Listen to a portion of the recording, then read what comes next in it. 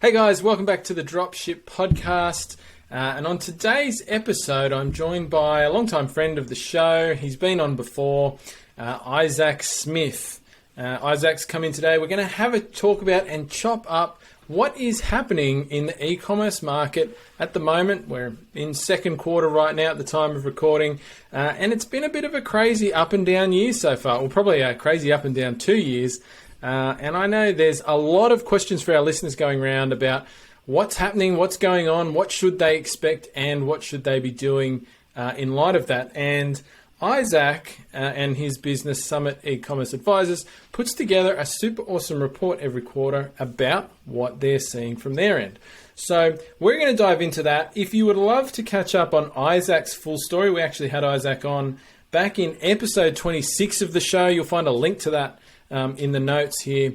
So I'd recommend also listening to that episode so you can hear Isaac's got a great story. It's one of my personal favorites. But thanks for joining us, man. Hey, John. Great to be here, as always. It's going to be a lot of fun. Yeah. So just tell us, every quarter you put out, I think you title it your Summit Ecommerce Market Report. Can you tell us a little bit about that? Like, where does that come from? Where does the data for that come from? And what's the story? Absolutely. So as your listeners may or may not know, we do bookkeeping is one of our services that we provide for e-commerce businesses. And so we actually can see what's going on inside quite a few businesses, over 24 e-commerce businesses now, and growing quickly. And so, what amazes me, and I'll try to keep this short. I can tend to go on little ranty stories here, but what amazes me in my experience, and you have seen this in me in previous years, and you may see it in a lot of your people in your community, but a lot of times we business owners have a feeling that we go on, like, oh no, my business is tanking, sales are dropping, or great, businesses is great, sales are growing, but a lot of times our feeling for what's really going on is actually incorrect. And when you actually look at the numbers and you understand what those numbers mean, it'll tell you an entirely different story. And so what I wanted to do now is, you've heard this, I'm sure. Your listeners are experiencing, strange things in the marketplace, I guess, to sum it up. And people come and they talk to me about it, and we see things in the numbers. So what I wanted to do was really look at the numbers across all of our bookkeeping customers and see really what's going on. What are the actual trends? Are sales increasing, decreasing, compared to what? And what can we pull out of this? Are there any commonalities? Are there any variances by industry or niche? What can we learn about who's doing well, who's not, and all of that? And then also I like to look at, economics has been kind of a personal interest of mine for several years, and especially in the last couple of years. And so, I'm not a financial analyst by any means, but I like to pay attention to this stuff and see if I can sort of put all of this together in a way that is digestible and also can give people some really good direction from what we're seeing. So that's really the goal of what I try to do with our customers one-on-one when we have meetings.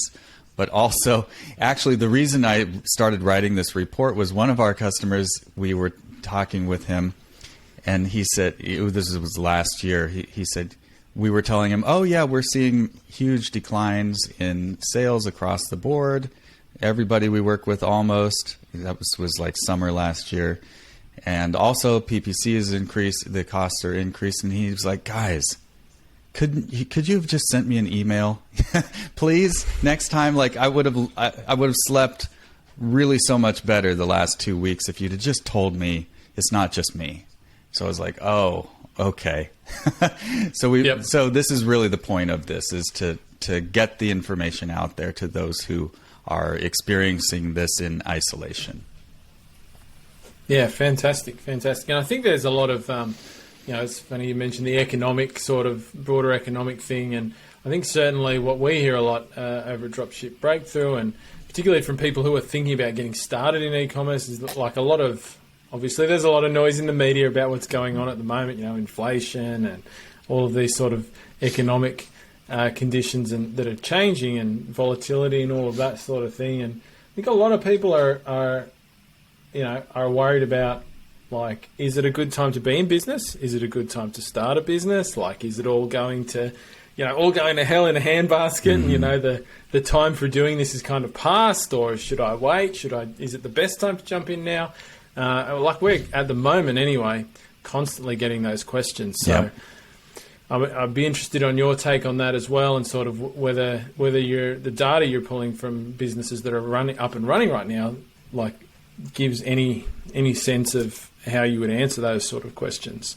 I have a personal way that I always answer those questions, but it'd be cool to hear your take on some of that as we go through this. So, look, let's dive into it. I think your most recent report came out on what's been going on, Q2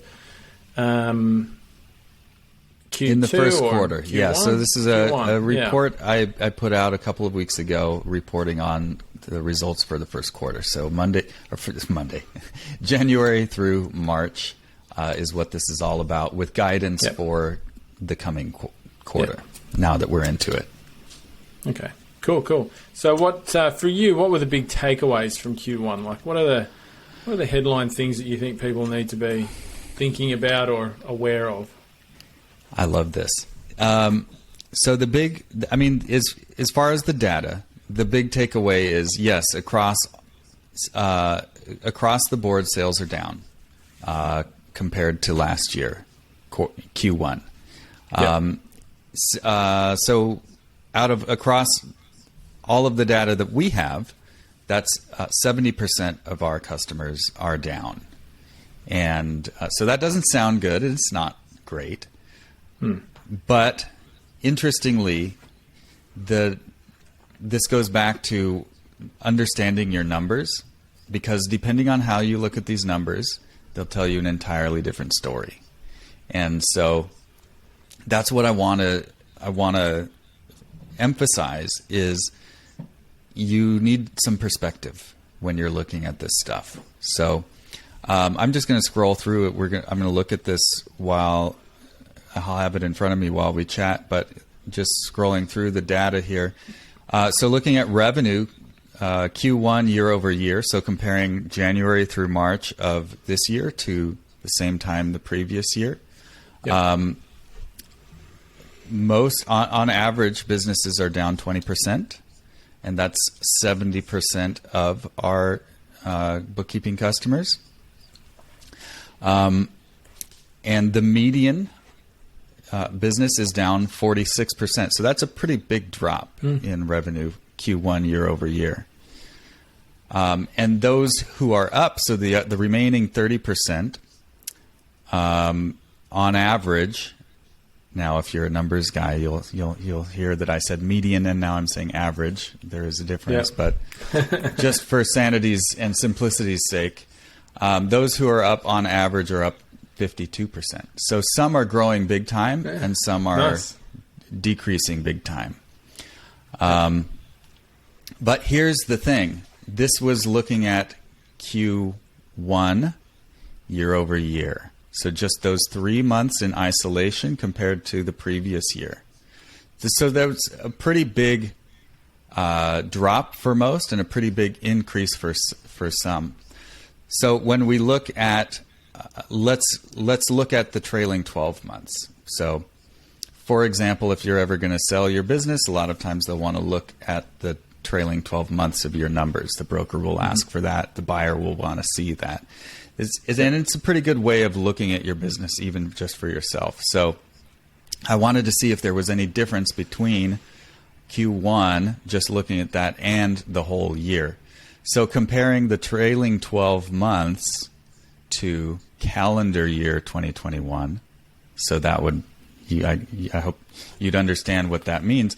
We still see that 70% of businesses are down, but listen to this. The median is down only 11%. Compare that to what I just said, 46%.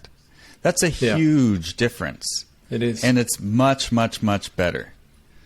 And those, let's see, those who are up, on average, are up 9% compared to the Q1 number, which was 52%.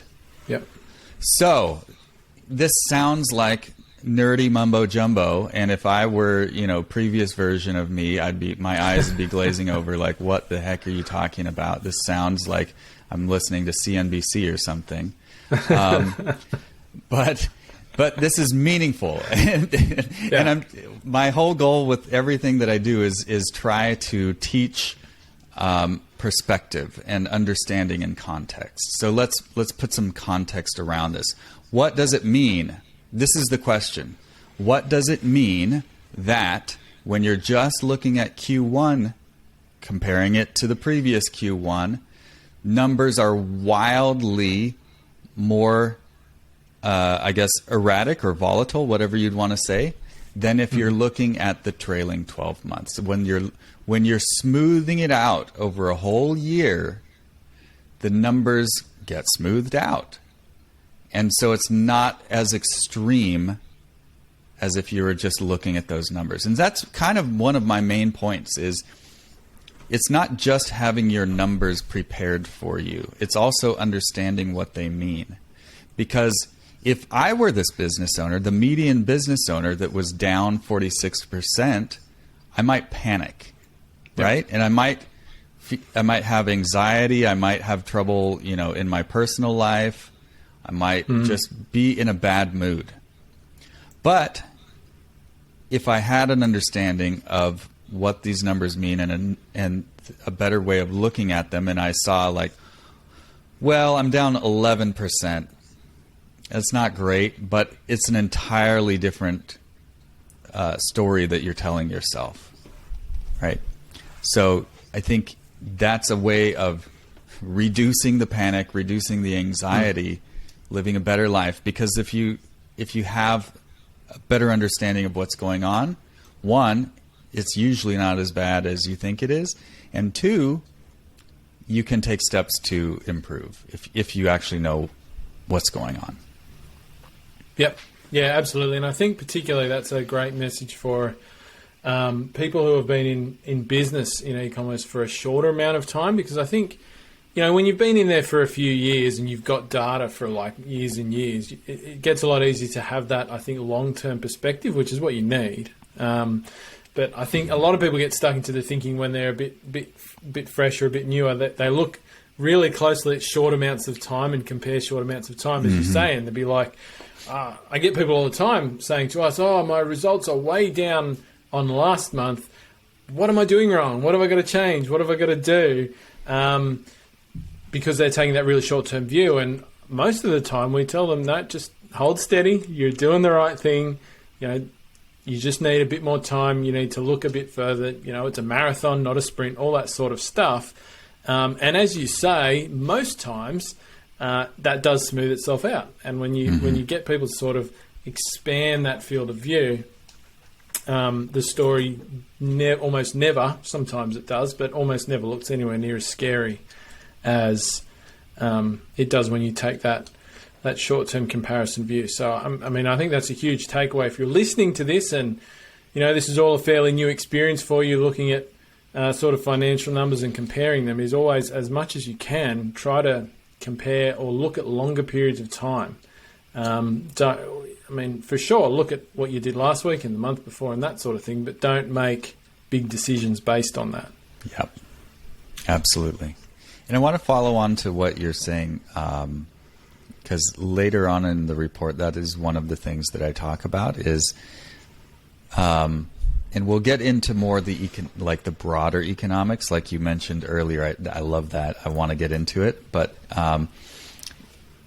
interestingly, last year, I had so many conversations with people who had just started, like months before, and now they're doing $50K a month in sales, and I'm like, oh my gosh. And they thought this was normal.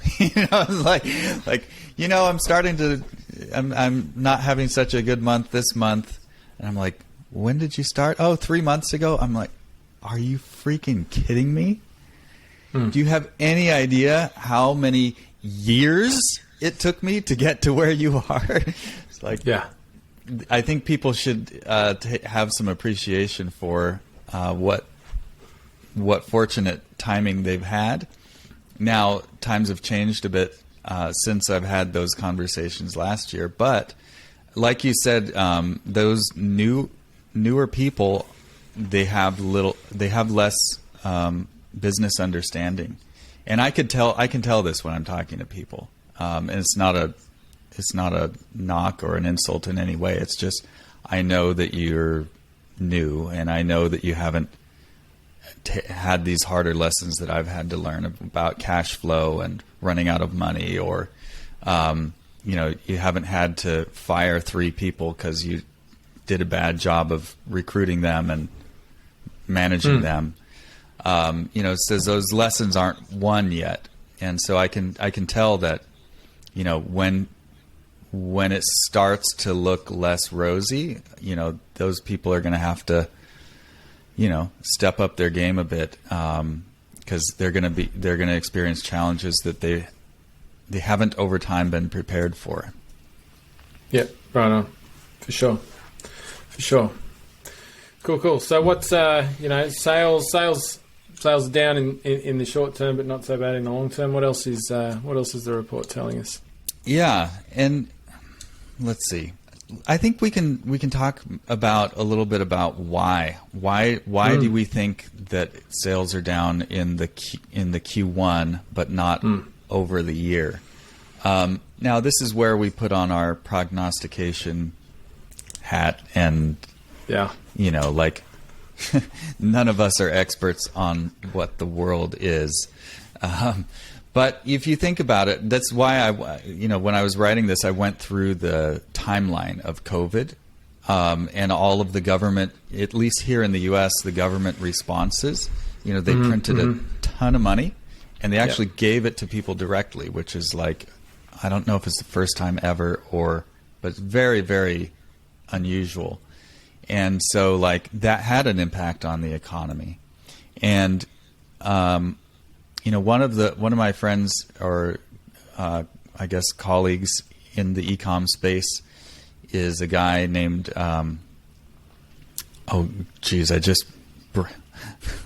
just blanked on it, but it's Brian Miller. He's been on my podcast a couple of times, and he runs a warehouse in China, so he sees the supply side of what's going on, and they even dropship from China, which I know is not the kind of drop shipping that we do here on this podcast. But he sees a lot that most of us don't get to see. And we were going through kind of I was telling him that I saw, so for the listeners, last summer what we saw was last spring 2021, so Q1 through about April, was like the biggest sales spike the world has ever seen, because of all of this cash flowing in the economy from the government, from all of this printing, and there's never just one single reason, but that was a big reason. People were ready to buy things, and they just bought like the world has never seen. And then in June, July, it slowed down way down. And at the same time, from our view, and this is where, one thing that you and I can talk about in a bit, but we saw advertising costs going up a lot, and our customers were telling us this in conversation, like, my Google ads CPC is doubling, stuff like this. So that happened June, July of 2021.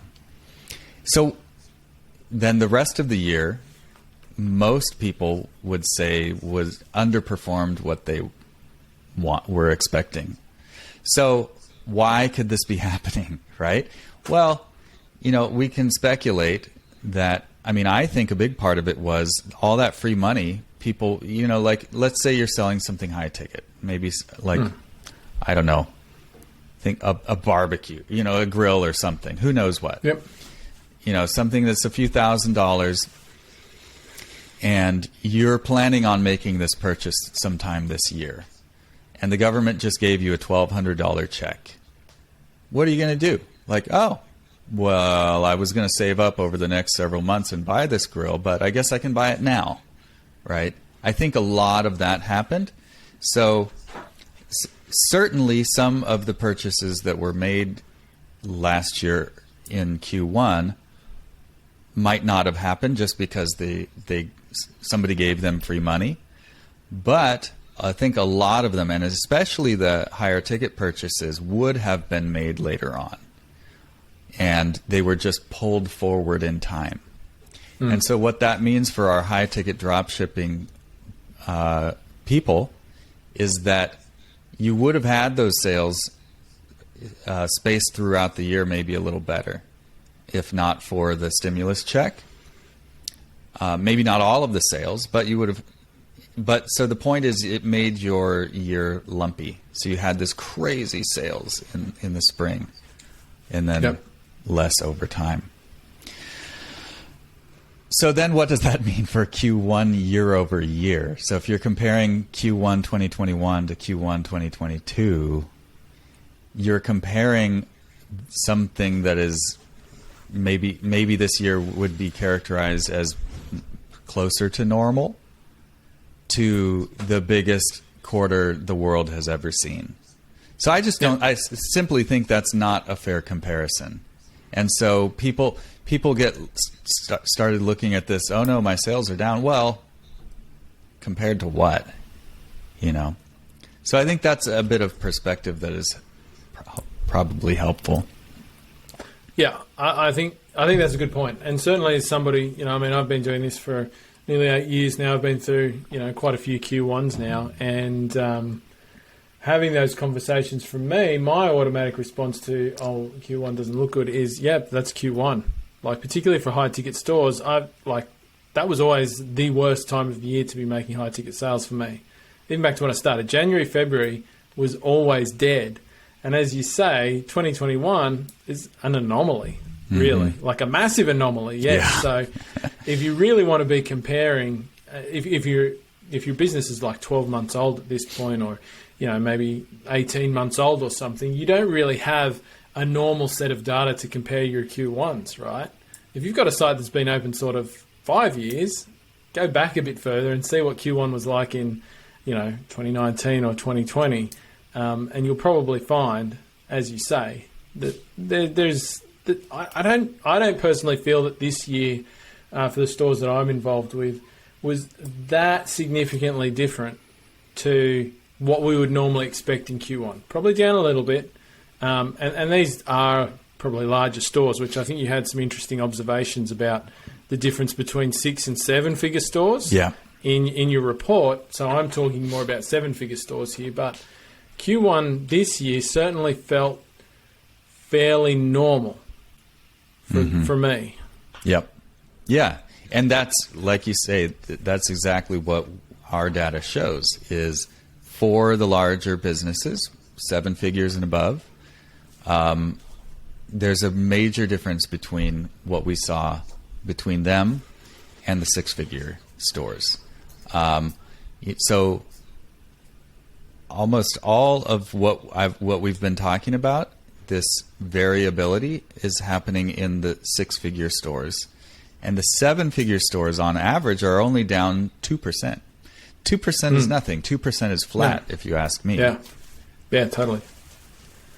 And, the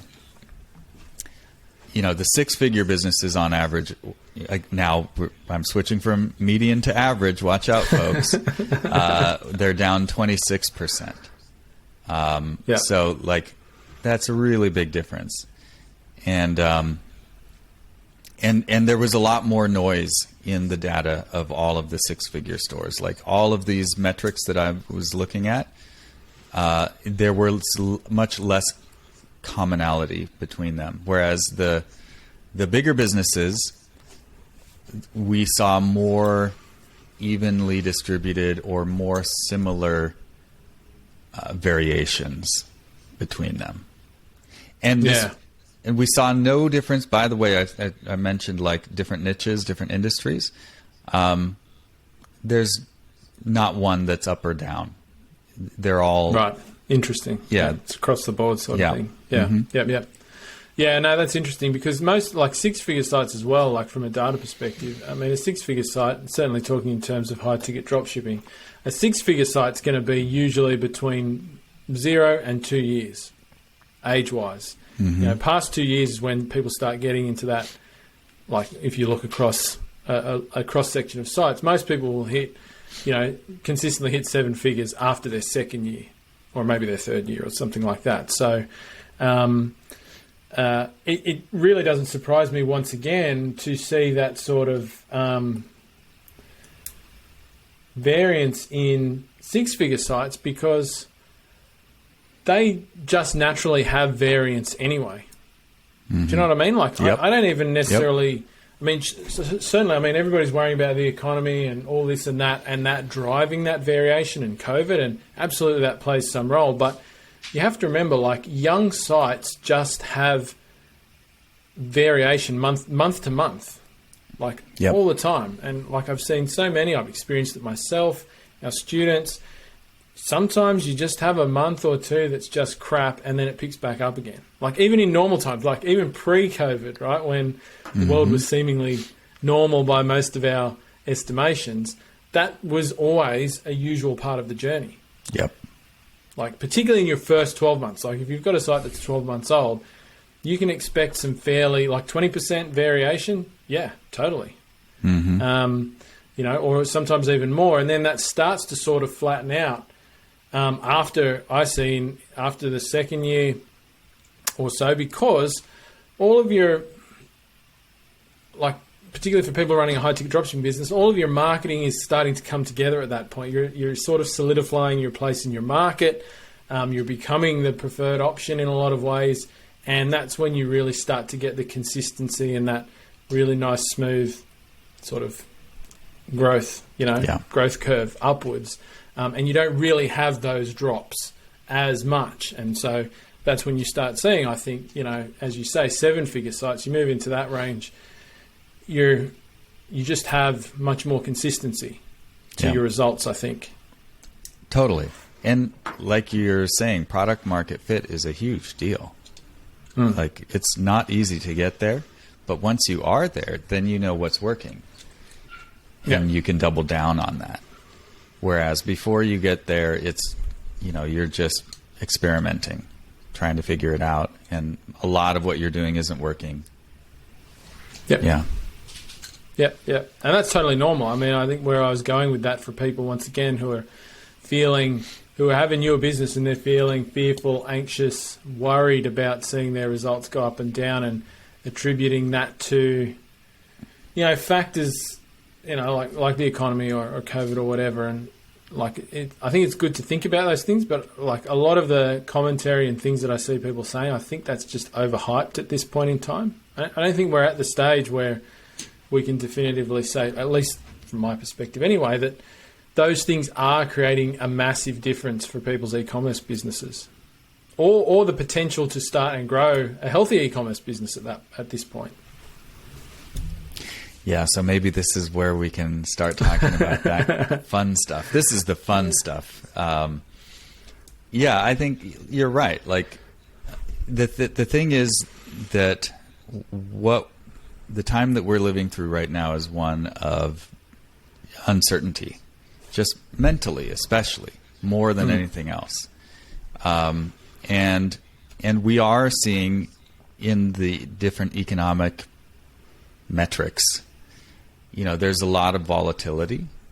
Just you look at the stock market, you look, if you're someone who's into, I won't get into like cryptocurrency, but like, just in the world, conversations between people are, they're different than they were 3 years ago. And so I think we're in a time that is very different, and behaviors are changing. And so, like, how are you going to predict any of it? You can't predict any of this stuff. You can control whatever you can control, and that's pretty much it. So right.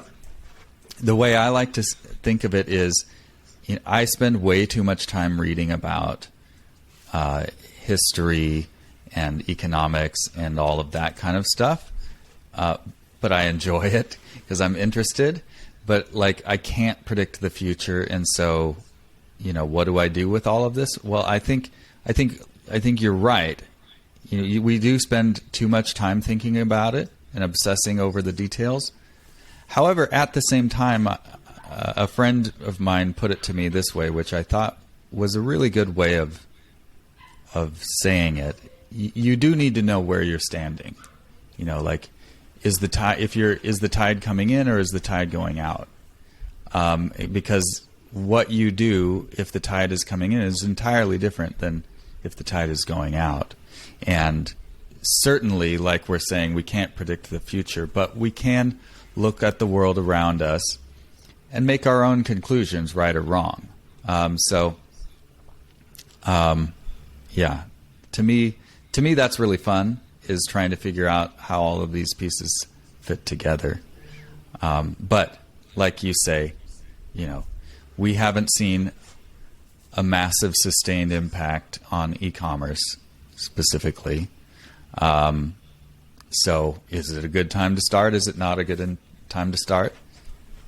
Is it a good time to go from 1 million to 5 million? Is it not a good time? What do you think, John?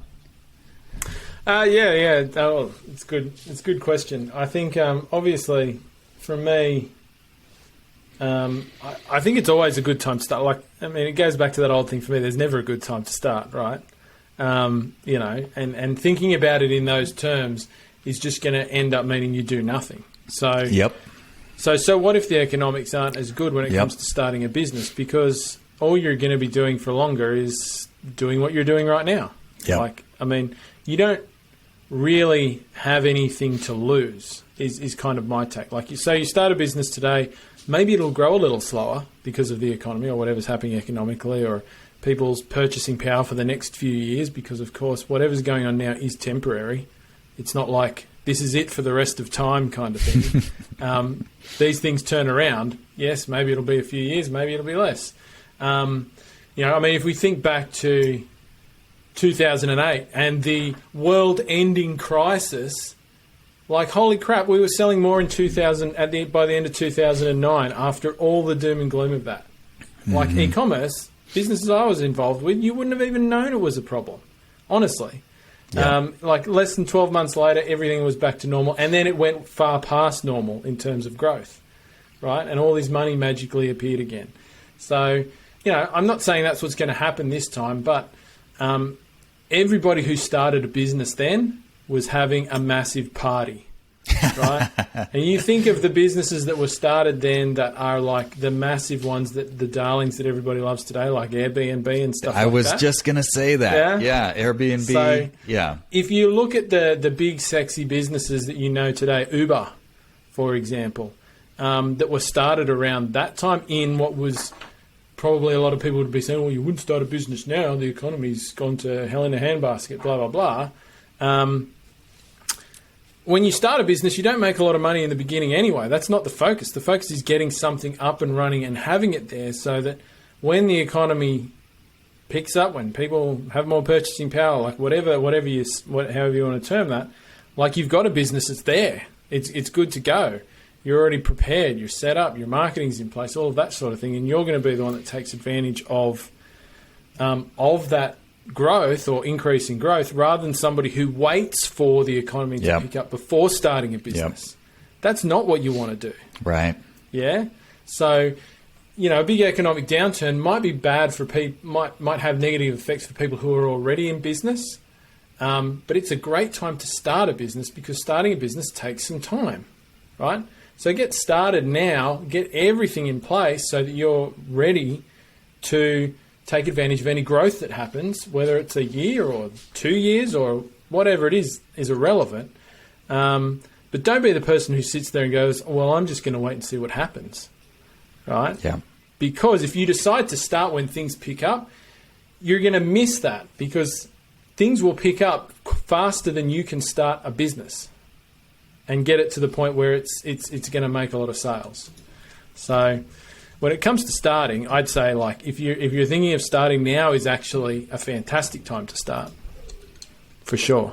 Yeah, I totally agree with that. And I would also say, like, if you want even more evidence or perspective on this, go back and look and see what all of the businesses, the names that you know today, are which of those were started in 2008, 2009. There's a lot of them.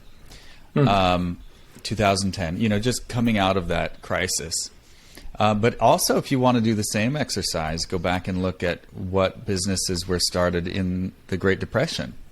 I don't remember. I read a list of this, I don't know, not too long ago, but so I don't remember which names were on the list. But I do remember, I think that Walt Disney, Disney was started around then. Maybe Kodak, which is gone now, but like that was a powerful company. A lot of great businesses were started in what some consider bad times. I think you're right. Like, it might be harder to get traction. Let's just say we're talking about if we're in a recession or depression. We're not now. I think, if anything, we're still doing pretty good. Like you say, most of your businesses you're involved in are doing pretty good these days still, or at least it's normal or close to normal. I would also say, like, your audience is a little different than my audience. We have some overlap. Sure. You have people in your audience that are doing really well, whereas you have more of the beginners than I do. I try to focus on those who are doing really well already. And so, like, how about this? Same question, but for those who are at 7 figures now, $1, $2, $3 million in revenue.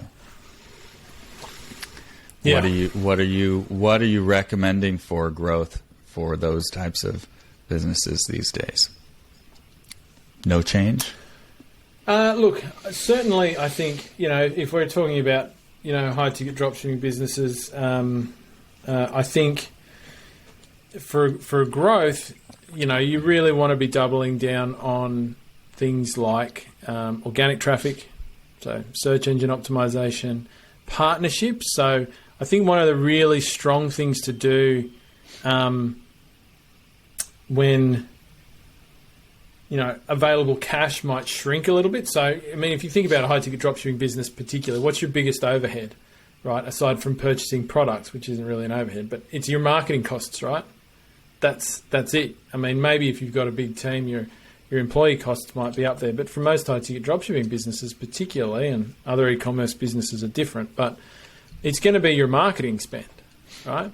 And so if things slow down a little bit or cash dries up, but you want to keep doing things to grow your business, then I think finding ways to bring additional customers into your business that don't carry that same sort of overhead is obviously one of the ways you're going to do that. So organic traffic there is still a cost to that, but long term there's less of a cost. But also doing, and we were talking a little bit about this for our businesses before we got on this call, but looking into things like building partnerships with other businesses. And we have some people who in our audience who do this very successfully.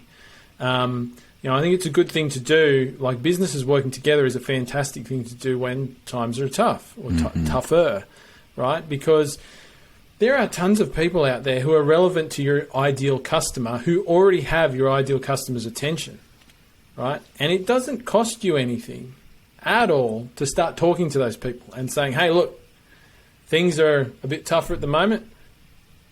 How can we work together for the good of both of us, right? So, I mean, a lot of people will term this as sort of the Dream 100 type exercise, that sort of thing. We talk a bit about it in Dropship Breakthrough in our program, but you know, getting your mindset out of buying all of your traffic essentially and all of your customers, I think is a healthy thing. Yes, you should still keep doing that while it's I'm not suggesting people stop paying for ads, right? Where it makes sense and where it's financially viable to do so, but you know, you need to start exploring. I think a lot of people come up to the 7-figure mark and they're still heavily reliant on like single sources of traffic or, traffic that has that direct and constant overhead, right, of the marketing spend. And I think moving past that, I mean, and that's how you get from 7 to 8 figures.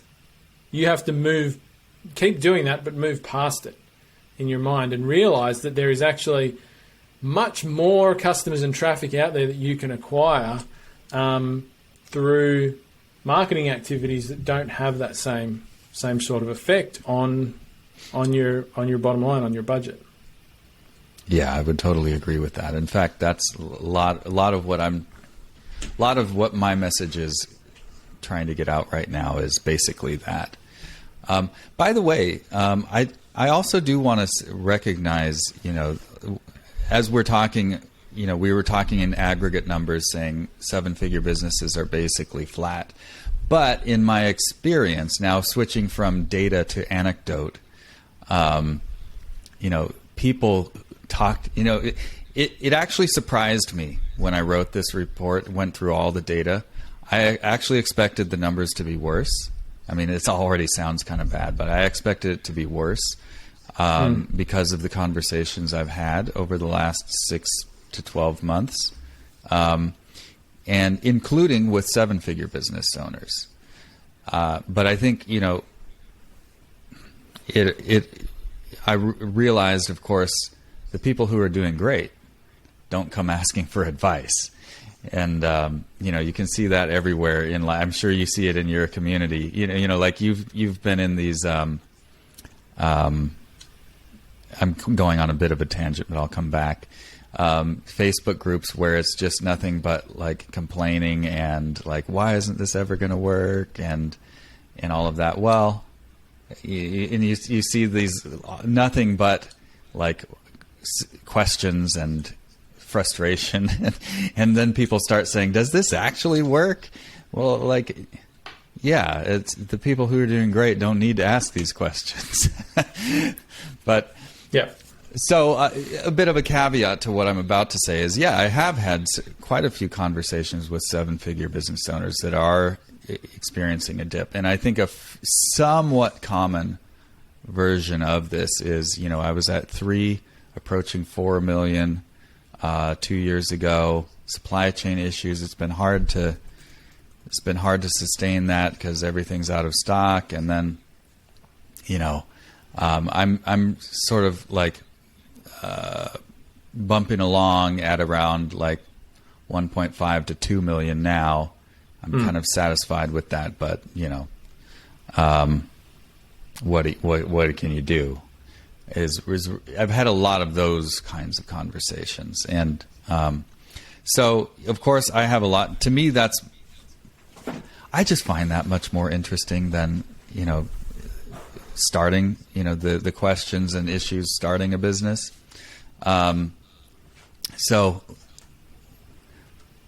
what would you recommend for someone who's experiencing that kind of thing? And I'll just say, like, to me, what you said about find alternative sources, find partners, that's a big part of it. But also, we'll get into some financial advice later on. But I'm wondering if you have any more specific kind of advice for someone in that scenario.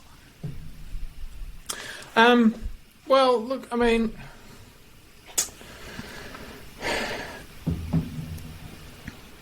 Aside from like, I tend to look at it like if things slow down a bit, like there's a certain percentage of that that's not in your control.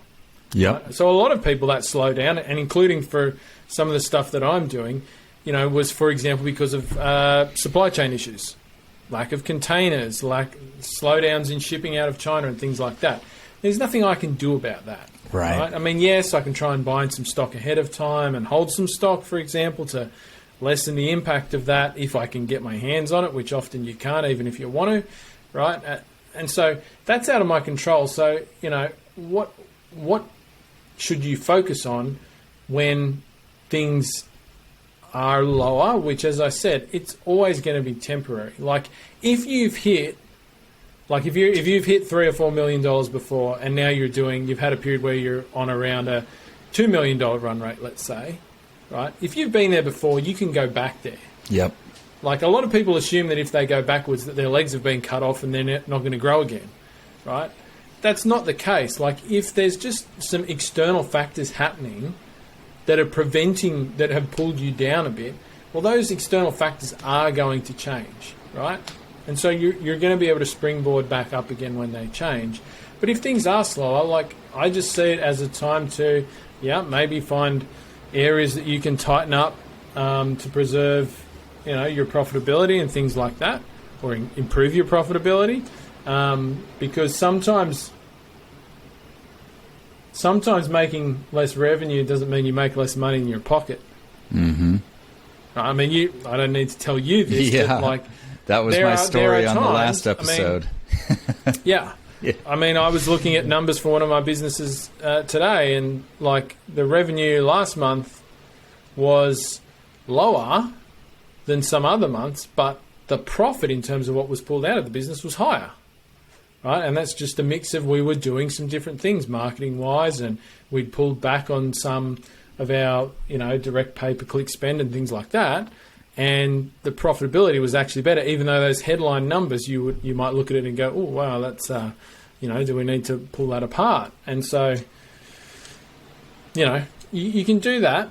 But I just look at it, like I say, as a time that I'm going to be focusing on building, like strengthening my business and bringing in,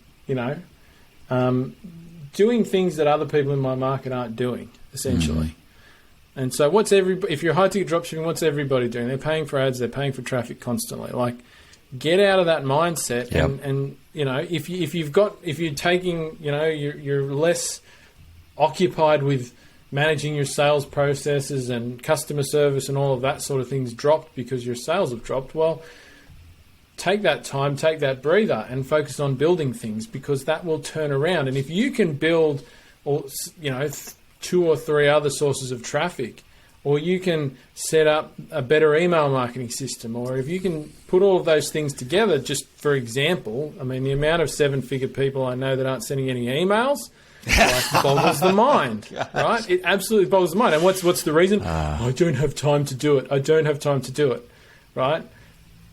This drives me so crazy. Now maybe you've got more time because things have slowed down. Put that in, get that stuff in place. Take a breather and just know that that's going to turn around. If you can get those things in place, plus what you were already doing before, and things do turn around in whatever time frame that is, 6 months, 12 months, 2 years, who cares? It's irrelevant, right? There's no end game here, right? You've got to run your business like you're going to be running it for the next 100 years, right? Not like you're getting out in 2 years. Maybe you will, but you can't run a business like that. Then when the tap comes back on, you're going to jump way past that $4 million you were doing previously. You're going to jump up to 8 million, right? If you can bring those things together. And so that's what I would recommend to people if they have dropped back in their revenue. Is it happens. Don't dwell on it. Don't focus on that. And just take it as a breather and as a time to put things in place that you've always wanted to, but you've given yourself the excuse that you don't have time, you don't have the space, you're too busy, which I can't count the number of times I've heard that from seven people who have 7-figure businesses. Exactly. I'm so glad you said this, because this is my rant. I'm not kidding you. I've been ranting about this one-on-one with people I talk with for about a year, and I cannot figure out why they don't take my advice. like you can tell them, but what do they actually do? They don't do any of it. But that's not true. That's an exaggeration. But yes, exactly. Like, so many people, they see a drop and they go and they try and fix it. Well, of course that's natural, but you're not going to fix a worldwide supply chain problem.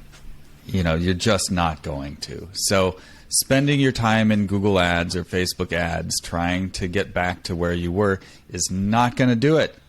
So, yes, this is what I've been talking about, and I wrote this in the report, is it's time to start building a real fire. I would consider Google Shopping ads, that's where you start, right? That's where people start. That should not be where it shouldn't be your main or only source, a year or 2 years in. And it's worked so well for you, which is why people continue to focus on that, and neglect everything else. It's understandable, but at this point you should be developing other sources of traffic and sales. I consider PPC like kindling. You're building a fire and you got your little sticks. Yeah, they go up really quickly. They light really quickly, but they burn out just as fast. And so, start putting those logs on the fire. They take longer to get burning, but once they do, they continue for you. So, like, SEO is a huge thing that people need to be spending more resources on, and I use the word resources. I don't want you spending your personal time on it, but resources. That's something that takes a while to build momentum, but then it pays off and it continues paying over time. Like you said, email. Those are actually like the two big. I don't ever want to be the marketing guy, but when people ask, those are the two sources, those are the two things you control, is your website and your email list. And Facebook can't shut you down off of those things. They can't ban you. They can't close your ads account if you're doing organic traffic. Certainly Google can have something to say about that. But, starting to focus on those. Organic traffic, email, like, oh my gosh, the neglect, the hardest thing to do is to get a new customer. And here you have an email list of like 2,000, 3,000, 5,000 people. Like, when was the last time you sent a non-salesy email to them? Like, probably never. So, it's like, there's so much untapped value there. And, I learned this when I was in architecture, is when times were slow, we worked on things that would build the business, essentially. I don't know. Yep. I don't know if that's actually true, but I did learn that lesson. I don't remember how during my architecture days. So, like, if you have a seasonal business, like, let's just say, for example, you have, summer seasonal products.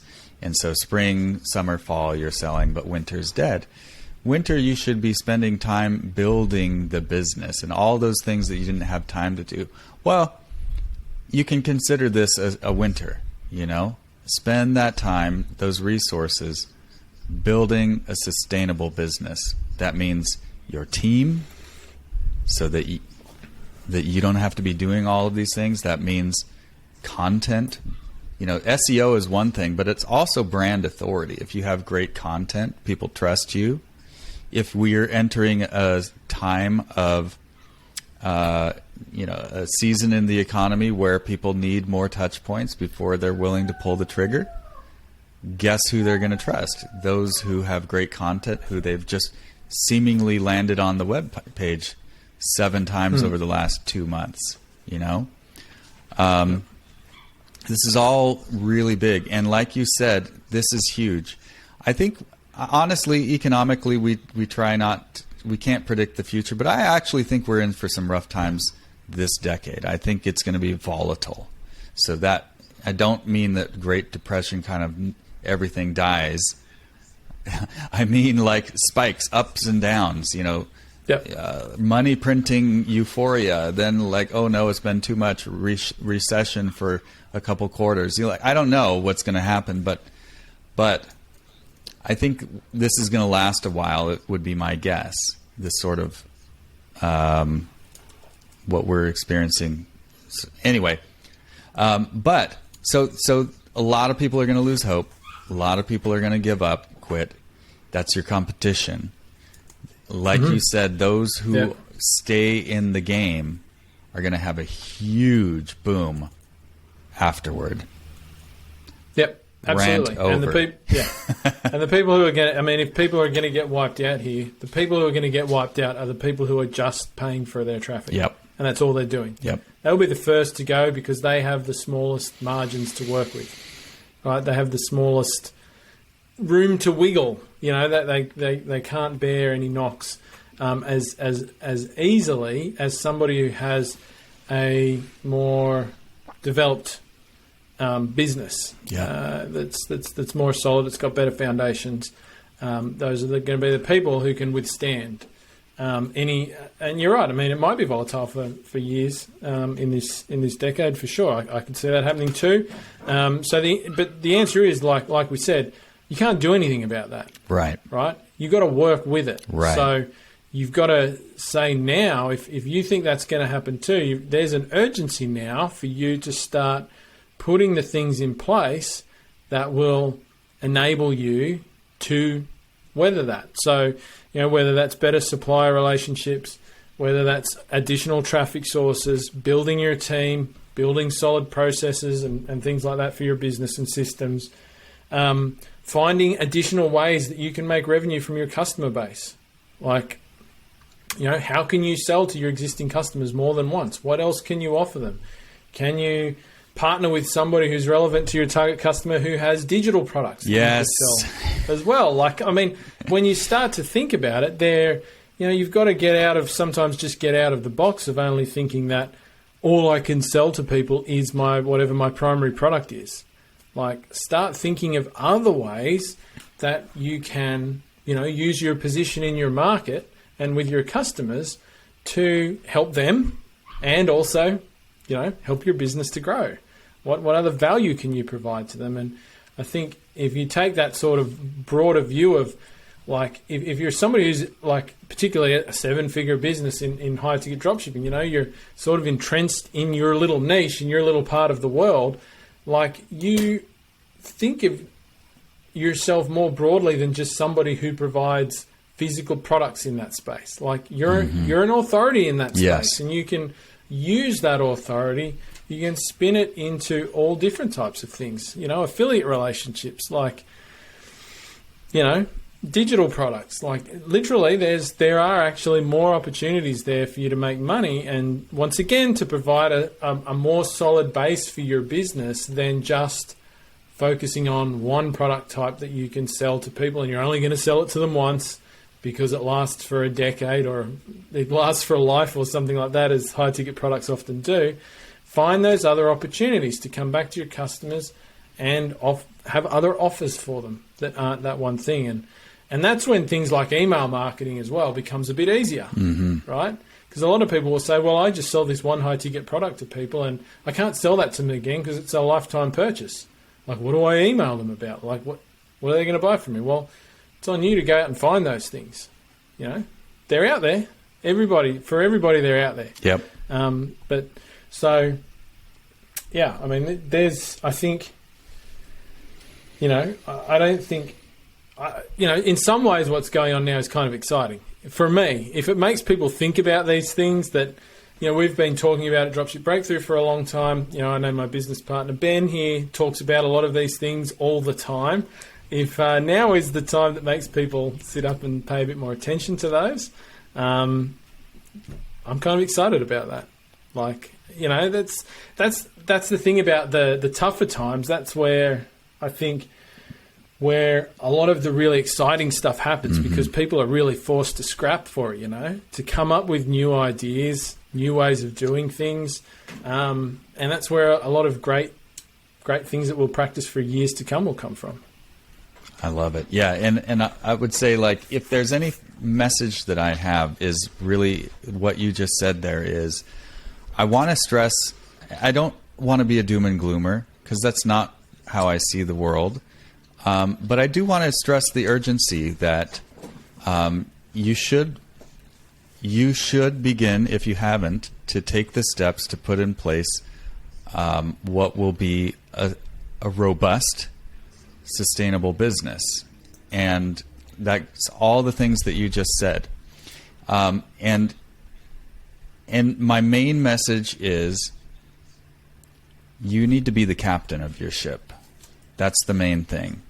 And you as the business owner, all of these things that we've just been talking about, I can imagine if I'm the business owner and I'm really just kind of like a solopreneur, or maybe I have somebody doing my customer service, that's going to sound so overwhelming.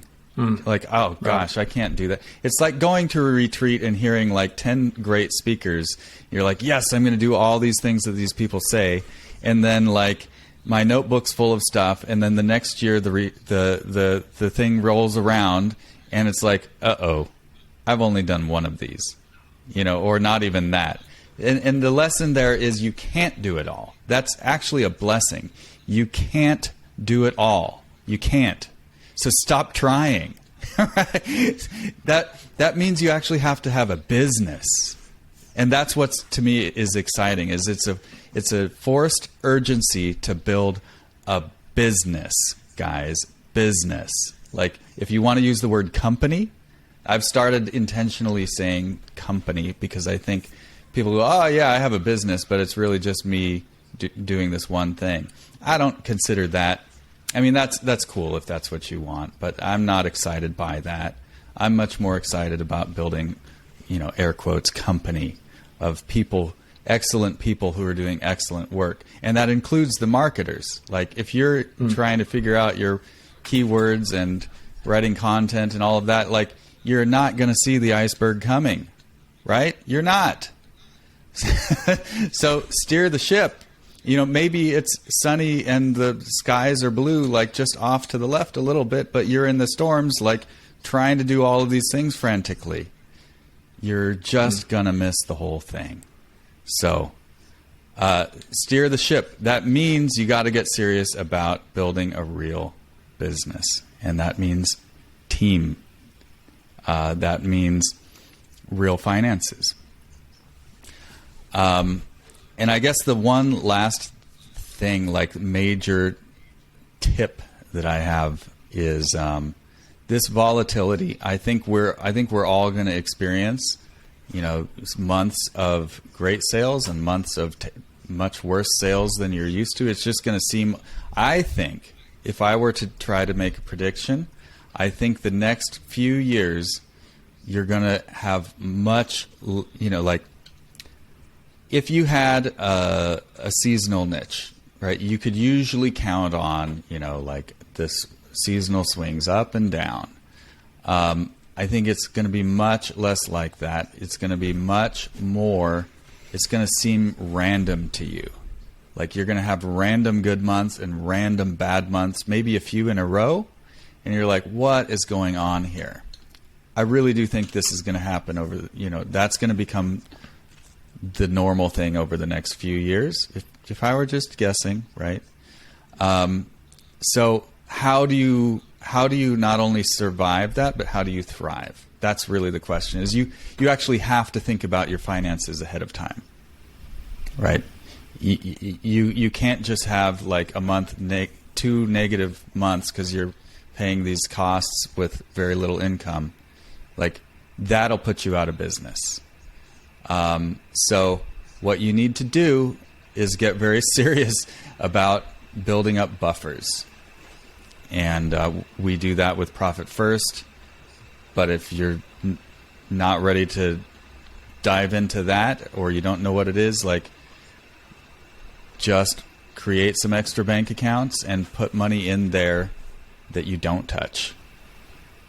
So, for example, what we're doing at my company, Summit Ecommerce Advisors, our goal, I mean, we're already there actually, but we're building up even additional buffers where we're going to, if somehow our revenue were to go to zero for 3 months straight, we would be able to operate as if nothing happened. We're going to be able to pay our people, pay our expenses, all of that for 3 months at minimum. Mm-hmm. Yep. Yeah. Right on. Right on. Great advice. Great advice.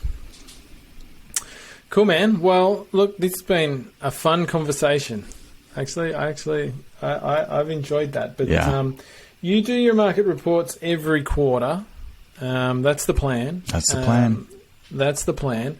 So we've got a link. If you're listening in and you'd love to start getting Isaac's quarterly e-commerce market reports, you can head over to summitecommerce.co/market report. You'll find a link wherever you're listening to this. You'll find a link below, either in the show notes or the description. Get in there. You can sign up for it there, and you'll get sent that goodness every quarter by Isaac.